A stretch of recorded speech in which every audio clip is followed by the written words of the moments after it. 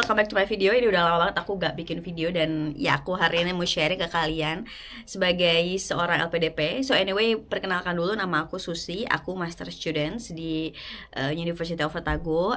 Especially aku pursue MBA, Master of Business Administration di New Zealand, dan aku kesini bawa anak dan juga suami aku. Dan ya aku award LPDP Entrepreneurship 2023, dan aku mau share nih sebenarnya uang dari LPDP ini, living allowance-nya cukup atau tidak untuk cover satu keluarga aku, suami aku, dan anak aku. Anyway, sebagai konteks nih, aku sekarang tinggal di Dunedin, bukan di Auckland, so life expenses juga akan berbeda, of course. Tapi kita lihat apakah ini cukup atau tidak, dan setidaknya jadi gambaran besar sebenarnya seberapa besar sih kalau kita tinggal di New Zealand. Aku tinggal di Dunedin, bawa pasangan, anak aku usianya 2 tahun saat ini. I have been living here for almost 1 year. Iya, kurang lebih 1 tahun. Dan anak aku waktu itu kesini usianya masih 1 tahun. Jadi sekarang dia usianya sudah 2 tahun.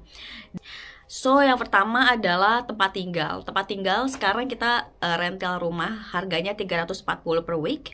Dan itu biasanya kalau kalian tahu, atau teman-teman yang mau kesini cari rumahnya adalah di trade.me.com. Ini logonya, kalian bisa cari di situ, semuanya akan ada di situ. Even itu dia different property management akan di situ semua. Dan luckily kita dapatnya yang murah, karena mostly di sini teman-teman Indonesia yang juga bawa keluarga, mereka rata-rata bayarnya sekitar 400, 450, bahkan ada yang 500 per week ya, per minggu.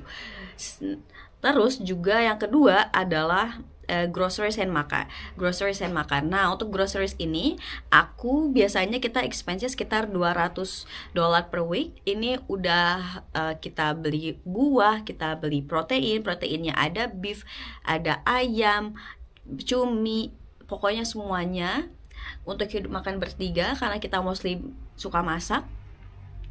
Ada juga susu, terus dan snack-snack yang lain. So kita memang banyak masak di rumah dan enjoy di rumah. Kemudian yang ketiga, nappy dan susu anak. Nah, karena anak aku ini Kaiden usianya 2 tahun, so dia masih pakai nappy dan juga minum susu. Susunya S26 Procal Gold. Kenapa pakai ini? Karena biar transisi di Indonesia ke sininya lebih gampang. Biasanya kan kalau anak kecil itu dia kalau ganti susu dia sometimes suka diare. Justru itu malah bikin kita worry gitu sebagai seorang orang tua gitu.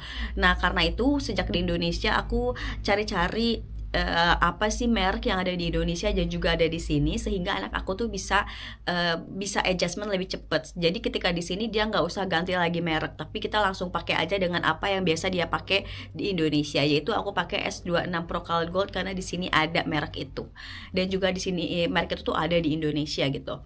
Kemudian untuk nappies, karena menurut aku nappies dan Kaiden ini bukan termasuk anak yang dia gampang alergi terhadap tekstur nappies atau ya ingredients nappiesnya, so kita pakai yang cheapest aja, yaitu pakai nappy dari Pams. Nah, kemudian harganya sekitar 19 nappiesnya, itu isinya 56. Pokok all in all tuh aku lihat itu tuh dia bisa cukup untuk 2 minggu, dan susu pun satu kaleng itu cukup untuk sekitar 1 sampai 2 minggu aja, karena kan semakin besar anaknya dia minum susunya juga semakin rendah ya, dengan penggunaan tuh sekitar 500 ml per hari gitu. Kemudian makan di luar. Yang keempat, makan di luar. Nah, untuk makan di luar ini aku jarang banget makan di luar sama suami aku. Kenapa? Karena memang suami aku ini dia agak restricted ya. Dia benar-benar kita tuh gak boleh makan yang dia tuh terindikasi ada non halalnya. It means that di restoran itu dia ada jual, dan mostly itu dia mah jual pork, yang kita kan nggak tahu ini equipmentnya dia pakainya campur apa enggak gitu. Jadi kita memang selektif banget cari makannya. Biasanya kita cari makan tuh di tempat yang halal, yang jualan kebab, atau dia yang memang udah ada logo halalnya, atau dia yang isinya chicken semua, atau dia di tempat Japanese restoran. So biasa kita makan di tempat-tempat itu, which is dia harganya sekitar costly. Sekali makan kita biasanya 20 sampai 50 dolar tergantung dari apa yang kita makan. Dan karena anak kita masih kecil, so biasanya dia suka join sama kita aja bareng. Biasanya rata-rata di sini makanan itu harganya sekitar 20 sampai 30 dolar per satu porsi. lanjutin yang selanjutnya adalah transport atau transportasi. Nah, transportasi ini aku dan suami aku biasanya kita commute pakai bus. Kenapa? Karena biasanya kalau kita tuh jarang kemana-mana. Biasanya kita paling ke taman kita jalan, bisa jalan karena taman di sini di mana-mana. Terus juga kita palingan makan di luar, atau makan di luar pun kita biasanya kita deket, lokasi kita strategis banget, dekat dengan kampus dan juga tempat kerja suami juga banyak. Karena kita di city center ya, di Central Dunedin, jadi kita kemana-mana deket. Terus biasanya kita pakai transportasi itu kalau kita weekly shopping aja, karena kita harus ke Park n Save. Park n Save adalah salah satu supermarket terbesar dan juga dia termurah. Dia nge-brandingnya sebagai low prices every day. Jadi memang paling murah beberapa brand yang lain. Terus kita biasanya pakai transport, pakai bus, dan satu orang itu harganya sekitar $2,5 per satu kali jalan. Anak yang di usianya under 5 tahun dia free.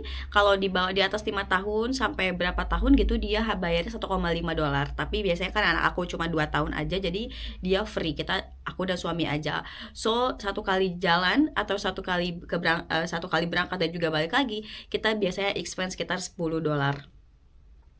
Nah, kalau ada juga teman-teman yang lain atau keluarga-keluarga Indonesia yang lain yang udah punya anak, atau bahkan dia yang udah 2 anak, dia yang PhD, biasanya suka beli mobil di sini. Karena fun fact, di sini harga mobil bekasnya lebih murah 50% dari Indonesia. Misalnya kalau di Indo kita bisa lihat harga mobil bekas biasanya sekitar 100 jutaan. Di sini harganya sekitar 50 jutaan atau setengahnya. Nah, harganya itu untuk mobil sebenarnya bervariasi, cuman untuk yang ya minimal dia oke lah untuk dipakai, itu harganya sekitar $3.000 sampai berapapun, karena pasti nggak ada ujungnya. Tapi ya kita limit aja sampai $3.000 sampai $6.000. Kita akan next ke anak. Nah, aku mau highlight lagi anak aku, namanya Kaiden. Dia usianya 2 tahun saat ini, which is kalau kita compare dan ke New Zealand visanya, dia pakai New Zealand visa visitor karena dia tidak sekolah di sini. Which is dia juga akan reflect ke requirement-nya juga, which is kalau kita pakai visitor visa dia akan lebih mudah secara requirement dan juga lebih murah secara harga visa itu sendiri.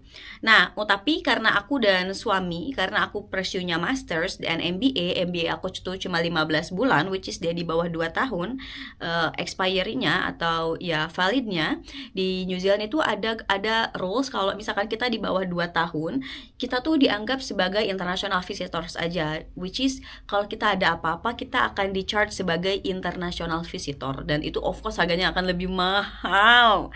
Nah, begitupun untuk bayar kesehatan. Kaiden ini dia tidak ditanggung pemerintah, karena kalau kita 2 tahun ke atas atau kita tinggal di sini visanya valid di atas 2 tahun ke atas, atau bahkan PhD biasanya 3 sampai 4 tahun, itu kita bisa dapat eligible facility dari pemerintah. Jadi kalau ada apa-apa kesehatan itu kita cost-nya untuk adult itu akan berbeda, akan lebih murah daripada international visitor.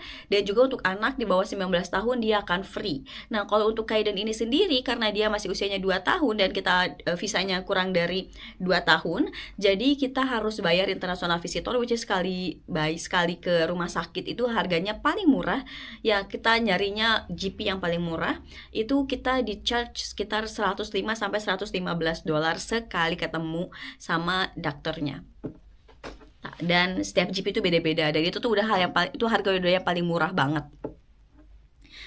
Nah, oleh karena itu aku akan sarankan untuk daftar health insurance. Health insurance di sini karena kamu students, jadi dia akan masuk ke insurance students-nya kamu, dan itu sekitar bayarnya $2,000 sekian. Nah, karena LPDP itu udah cover kita sebagai students, which is itu harganya sekitar $800-an, otomatis untuk sisanya kita bayar. Dan ini tuh untuk cover kamu, suami dan juga anak selama tinggal di sini, selama jadi student. Tapi kalau udah tidak jadi student, itu udah beda lagi urusannya ya.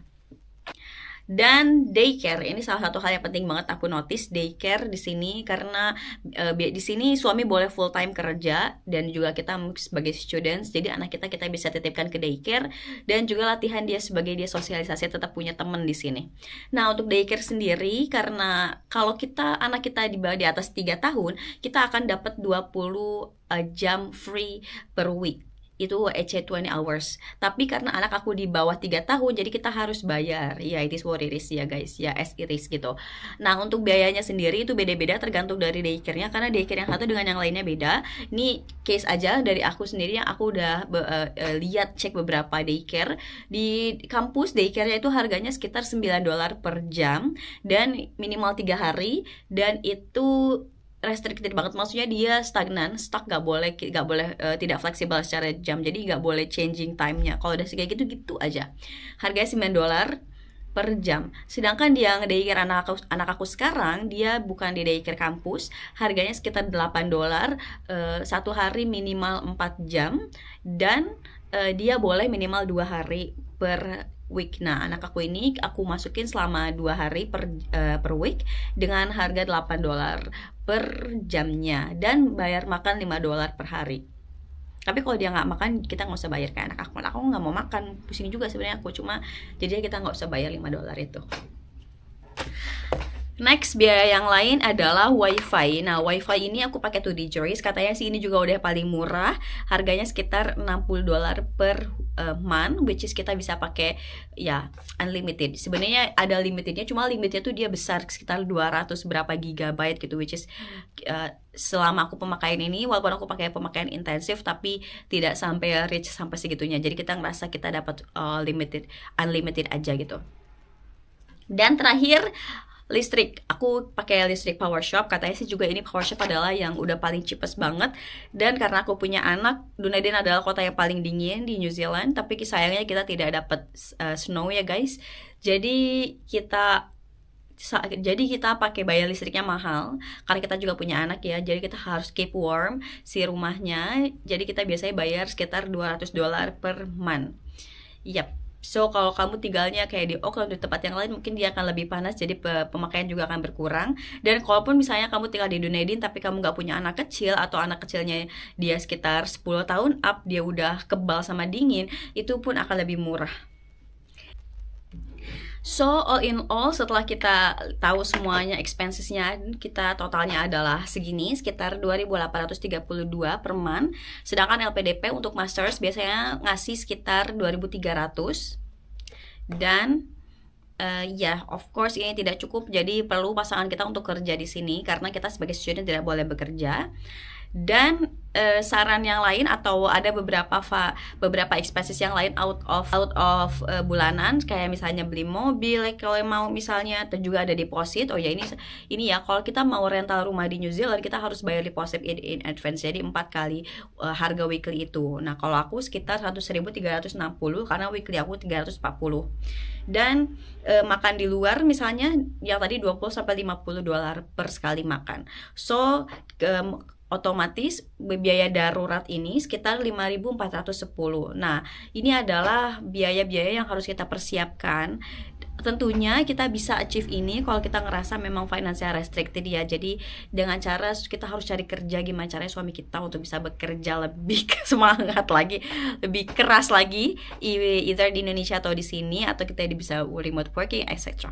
Ada juga beberapa tips nih untuk bisa hemat di sini. Yang pertama, kita untuk beberapa toileters. So, aku dan suami aku tuh kita suka makan, dan kita suka makan yang enak kategorinya, maksudnya dia yang ada rasanya gitu loh. Nah, tapi untuk beberapa toileters, makanya kita menginisiasinya adalah kalau kita mau nyari toileters, kita belinya yang PAMS. Jadi di sini itu fun fact-nya adalah di New Zealand itu ada 2 supermarket besar, Pak'nSave dan juga New World, yang which is dia tuh masih dalam satu naungan Foodstuff, dan mereka juga si Foodstuff ini tuh dia punya brand sendiri namanya PAMS. Harganya itu murah-murah semua. Jadi biasanya kalau ada satu deretan banyak brand untuk satu kategori, itu yang paling murah adalah PAMS. Nah, untuk barang-barang toileters yang kita tidak terlalu butuh, misalnya kayak tisu toilet, terus juga sabun, deterjen, biasanya kita pakai merek PAMS karena ya at least kita itu sangat membantu. Terus juga banyak masak, of course. Aku banyak masak dengan suami nih, daripada makan di luar. Terus juga furniture. Nah, untuk furniture, of course kita kan kalau kita mau settle di satu rumah, karena biasanya rumahnya itu unfurnished, kita harus nyari sendiri isinya, kayak misalnya piring, sendok, yang lain-lain gitu. Nah, biasanya kita suka beli di second hand shop. Second hand shop di sini banyak second hand shops di Dunedin, di mana-mana kita bisa cari aja. Terus juga di Facebook juga sangat banyak yang biasanya jualan second hand shop. Dan untuk nyari tempat tinggal jangan mepet, karena tadi aku laki alhamdulillah dapat 340. Sebelumnya kita juga sebenarnya dapat offering tapi 310, which is itu sebenarnya lebih murah, tapi secara lokasi lebih strategis di sini, lebih dekat ke tempat suami kerja dan juga ke aku sekolah dan ke tempat anak daycare. Jadi kita nggak usah pakai mobil gitu. Dan yang paling terakhir adalah suami bekerja atau pasangan bekerja, ini sangat penting ya teman-teman. Nah, untuk tipsnya nanti aku akan share bagaimana caranya kita dapat kerja, pasangan kita dapat kerja di sini, karena ya di sini tuh bukan yang kita apply lewat itu ya works, tapi probability-nya sekitar 50%. Kita butuh untuk meningkatkan probability dengan strategi yang tepat, which is aku akan share di video selanjutnya. So itu aja semuanya teman-teman, bagaimana jadi semakin semangat untuk kita banyak berproduktif ya guys. Ya semoga kalau kalian mau ke New Zealand, kamu akan jatuh cinta dengan negara ini, karena di sini sangat tenang, polusinya sedikit, banyak tempat park di mana-mana, tempat taman di mana-mana, terawat, terurus, dan juga di sini lebih ke work-life balance, well-being kita akan sangat dihargai di sini, dan tentunya orang-orangnya juga ramah-ramah sekali di sini ya guys. Seperti itu teman-teman. Kalau ada yang mau ditanyakan silahkan tanyakan, aku akan jawab sebisa aku. So see you on the next video, bagaimana cara dapat kerja yang reliable di New Zealand. Bye bye.